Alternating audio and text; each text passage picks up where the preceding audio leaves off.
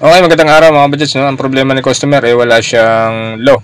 So, puro high lang ang kanyang ilaw kaya yun yung concern ni customer. So, ito yung gagawin natin mga budgets. Okay, ito ang gagawin natin, no? So, unang-una i-check natin yung ating relay.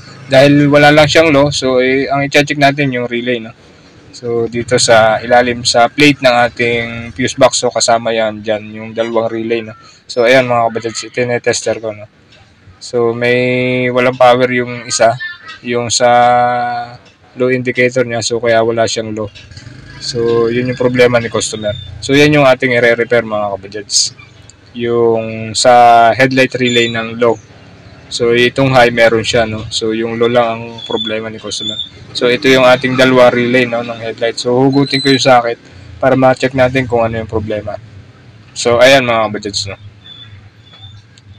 So ito yung problema niya mga kabadyats. At medyo sunog na talaga yung kanyang socket, no. At nadala na yung pin ng kanyang relay, no. So ayan mga kabadyats. Ito yung relay ng headlight natin. Tapos ito yan yung relay headlight. Tapos ito yung ating socket. So ayan yung ating ipapalit. Okay, ayan mga kabadyats, no. So kung mapapansin nyo. So ito yung ating dalawang relay ng headlight, no. So kapag ka nagka-problema sa headlight, dito kayo babase o i-check, no. So ito yung relay natin para sa high beam, tapos ito yung para sa low beam. So ayun, putol na yung kanyang connector. So ayan yung problema, kaya wala siyang low, pero lang siya high. So tapos yung color coding ng wire niyan, so ito yung socket para dun sa low beam natin. So ito yan, ang wire niya ay kulay violet yung papunta dun sa bumbilya, tapos yung trigger niya is kulay pula. So yan yung para dun sa low indicator, no. Dun sa high indicator naman natin, ito yung brown wire, may guhit na asul, tapos ang trigger niya is kulay puti na may guhit na blue. So yan yung trigger niya. Tapos ito yung wiring papunta dun sa ating high indicator, tapos ito yung low. So ang papalitan natin dito ay itong sa low indicator, dahil ayan, mapapansin nyo talagang sunog na, no. So ayan ang problema. Papalitan natin na socket at saka ng relay na. So ayan mga budgets. Ayan mga budgets, no. So ayan, ikakat na natin to. Ayan. Ikakat na natin. So paano ba natin i-check kung may problema ang bumbilya natin, no? So dito kakat natin to, nabalatan natin yan. Tapos ito i-connect natin doon sa live. So ito yung live mga kabadgets, no? Live yan, no? Yan, live. So yan yung live na yan, galing sa fuse box. Ito yung kulay puti na may guhit na pula. So ipag-connect lang natin yan, itong violet, yan yung papunta sa bumbilya. So para ma-check natin kung may problema ba dun sa bumbilya, no? So ganyan.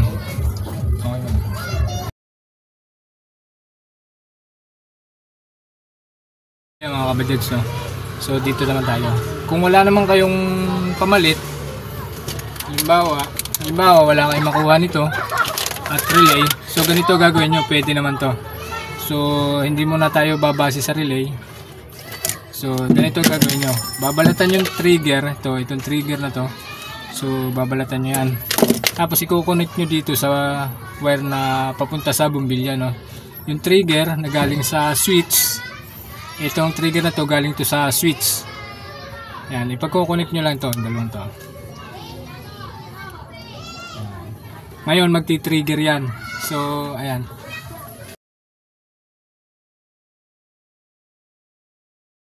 ang solusyon mga kabadgets kapag wala kayong relay at socket na ganito, no? So kung wala kayong socket na mabili at kailangan nyo ng ilaw, tapos ito, so ganito ang gagawin nyo, i-connect nyo lang yan, dadaan pa rin sa switch yan mga kabadgets, no? Okay yan mga kabadgets. So ngayon papalitan na natin ng relay at saka yung kanyang socket.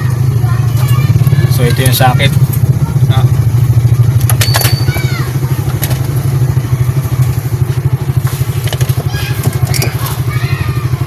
ka na dire-diretso.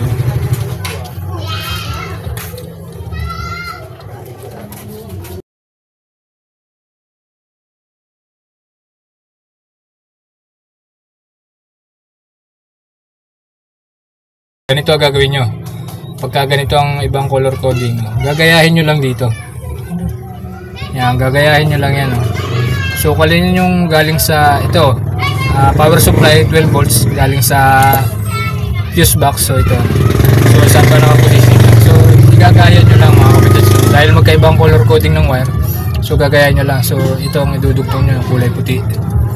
So, dito natin idudugtong yan.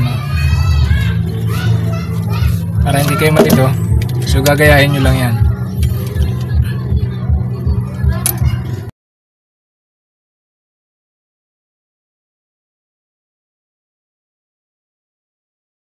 Tapos isusunod natin yung papunta sa bumbilya, no? So alin ba yung papunta sa bumbilya? So ito yon. Itong wire na to, ito yung papunta sa high indicator, no? So igagaya nyo lang din. Ganon din ang position. So ito yon. Anong kulay yung sa low? Sa low indicator, ito yon, violet. So ito yung para dun sa papunta sa bumbilya, sa low indicator, no? So ang position yan, ito nasa gitna na to, no? Ayan, ito mga kabajads.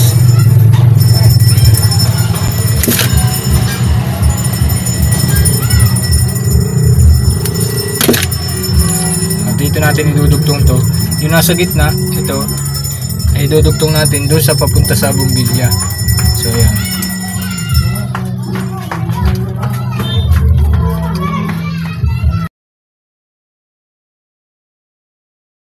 Tapos isusunod natin yung trigger na galing dun sa switch ng high and low. So ito yung galing sa switch ng high and low, no? So anong position yan? So dito gagayahin natin. So yung kulay puti, ito yung trigger eh. So ayan, nasa kabilang side, sa kanan. So ito yung kulay gray, no? So dito natin idudugtong yan mga budgets.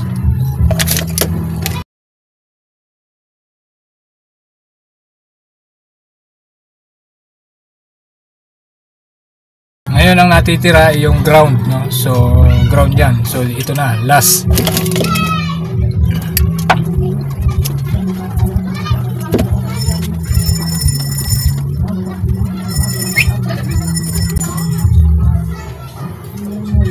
So ayan, okay na mga judge, no? So lalagyan na lang natin ng relay. So ayan, lalagyan lang natin ng konting grasa. Okay na. So hindi lang konti na, parami na. So ayan. Tapos yung isang relay lalagyan na rin natin. So ayan. Tapos kakalasin na natin ito mga judge.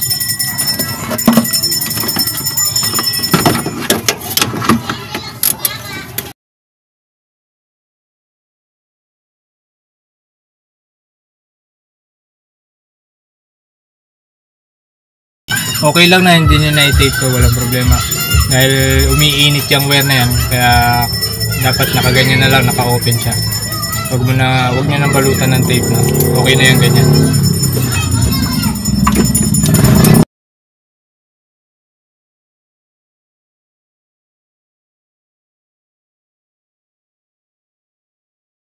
So, tapos ilalagay na natin itong sa socket ng high indicator, no? So ayan mga bajads, okay na, no? Okay na yung ating dalawang relay. So isa lang pinalitan natin, yung sa low indicator lang. Ito yung ating relay. Okay, ayan mga bajads, yung simple tips kung paano mag-repair ng ating headlight, no? So kapag nawala yung ating low o high, so yan yung gagawin natin mga bajads. So ayan, okay na yung low indicator ni customer, low beam ng kanyang headlight. So ayan mga kabajads.